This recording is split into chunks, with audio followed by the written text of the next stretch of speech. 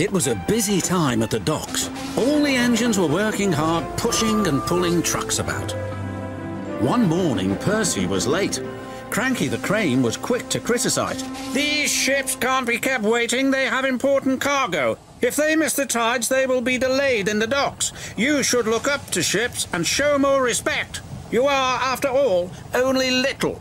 "We've got too much work," huffed Percy. "Then perhaps a lorry should do your job." Percy was shocked. He told the other engines what Cranky had said. "Stuff and nonsense," snorted James. "We engines run this island," said Henry. "What if a lorry does arrive?" I'm afraid it did, along with 2 more. Cranky was delighted. "Hey, you down there! Your job's done now. These lorries are taking over. One of them wants to talk to you." The lorry was very rude. "What's that steaming lump of scrap iron doing here? Be off with you." "Scrap iron? Steaming scrap iron? Pah!" A little later, Percy met up with Thomas and James. Another lorry was being rude to them. Then he saw Percy. "Oh, look, it's a little green goblin on wheels. You'll be scrapped. Just you wait and see." "Well, boss, my boiler, what a horrid lorry!" exclaimed Thomas. "Despicable," agreed James. The next engine to meet a lorry was Toby. "Well, well, well. No wonder this railway's in a mess. You belong in a museum, not working in a quarry." "I might look old, but I'm very useful."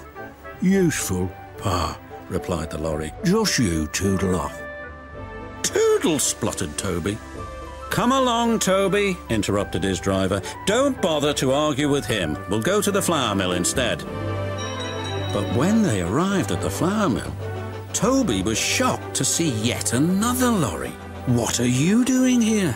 "We 3 are doing your work now. You're too slow." The foreman spoke to Toby's driver. "I'm sorry, times are a-changing, I'm afraid." "Toby might be old," replied his driver, "but he's reliable. Come on, Toby, we'll go to the farms. They'll still use us." Toby trundled sadly away.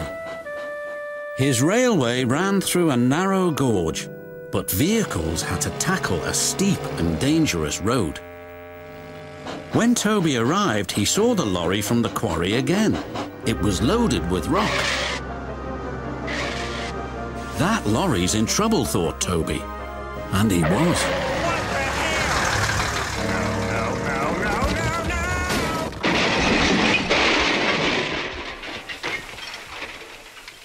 The driver was thrown clear. "Rotten roads," he muttered. The wrecked lorry was taken to the docks. Percy looked at the lorry. "What's this lump of steaming scrap iron?" he teased. "I'll be back," replied the lorry, "so you can wipe that silly smile off your smoke box." "Pah," said Percy, and wheeshed him loudly. Then Butch, the breakdown vehicle, arrived. He was towing the lorry from the flour mill. "What happened?" asked Toby's driver. "He was overloaded with flour," came the reply, "and he broke down." "Not very useful now, are you?" said Toby. "Grrr," replied the lorries. Then James whistled excitedly. "They're bringing in the 3rd lorry on a barge."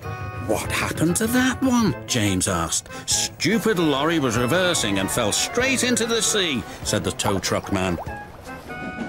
Later, Thomas arrived. He looked at the 3 lorries and laughed. Well, well, well, the Brothers Grimm, smashed, broken and sunk. The lorries didn't return, and the engines now work even harder to make sure they never will.